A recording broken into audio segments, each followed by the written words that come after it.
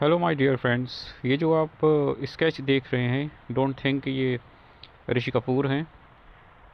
ये अपने ज़माने का बहुत जाना माना असैसिन था, जिसको हम कहते हैं असैसिन फॉर हायर। इसका असली नाम हुआ करता था एरिक रैमरेस सैंचेज, लेकिन इसको आज तक याद किया जाता है कार्लोस द जैकल के नाम से।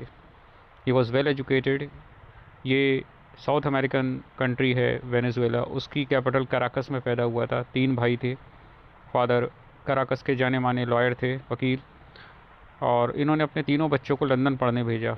ये बहुत शार्प था, लेकिन 1965 के बाद से ये कुछ एक्सट्रीमिस्ट ग्रुप के साथ जुड़ गया, और इसने काफ़ी बड़े अजीब से कारनामे किए, जिसमें हम मान सकते हैं कि ओपेक के जितने भी मिनिस्टर्स थे उनको इसने पकड़ लिया। एबडक्शन ऑफ ओपेक, जिनको ऑयल प्रोड्यूसिंग कंट्रीज़ कहा जाता है, उनके ऑर्गेनाइजेशन की एक मीटिंग हो रही थी।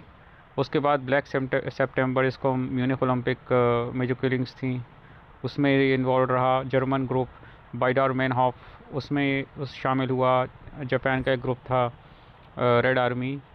तो ये इतना कूल रहता था कि कभी पता नहीं चलता था किसी को कि ये एक ख़तरनाक इंसान है। एक बार पेरिस में जब ये रुका हुआ था, तब फ्रेंच इंटेलिजेंस के कुछ लोग इससे मिलने आए और बोले हमें आपको अरेस्ट करना है। वो बड़े आराम से वॉशरूम की परमिशन लेके गया, and when he came out he had a gun, and he just killed two French intelligence officer and one more person.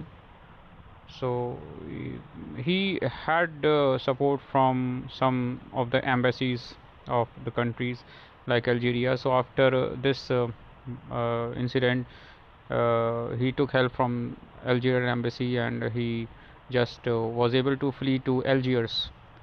तो कई साल तक ये अलग अलग एक्टिविटीज़ में इन्वॉल्व रहा, और इसके ऊपर बहुत सी मूवीज़ बनी।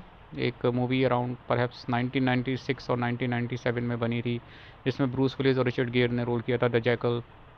उसके अलावा उससे पहले 70s में इसके ऊपर एक मूवी बनी। फिर सिल्वेस्टर स्टैलोन की एक मूवी थी नाइट हॉक। नाइट हॉक्स में रुडगर हाउवर ने इसका रोल प्ले किया था। तो ये बताता है कि किस तरह से एक इंसान जो नॉर्मल लुकिंग इंसान था, किस कैसे कैसे इसने ख़तरनाक काम किए।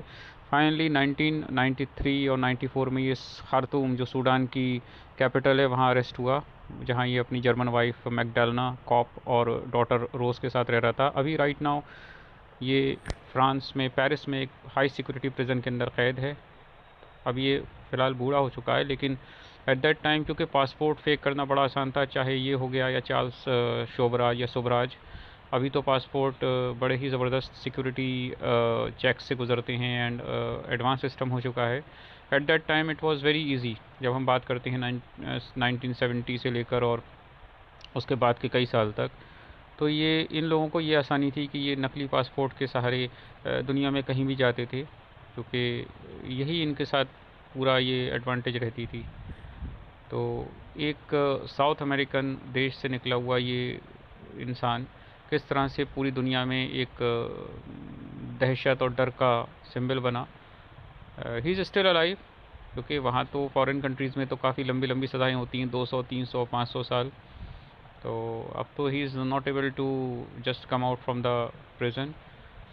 इसी तरह से और भी कई बातें about the serpent Charles Sobhraj and other major names in the history of crime, be it Jack the Ripper or the Zodiac Killer of America. Uh, but crime never pays. Every criminal is going to leave some steps or footmarks जो finally trace हो जाती हैं, but rarely rarest of the rare लगता है कि कोई criminal बच सकता है, बट ये पकड़ा गया। Thanks for giving your time. Please like and subscribe my channel, and share the videos, the shorts and other videos to your friends and circles.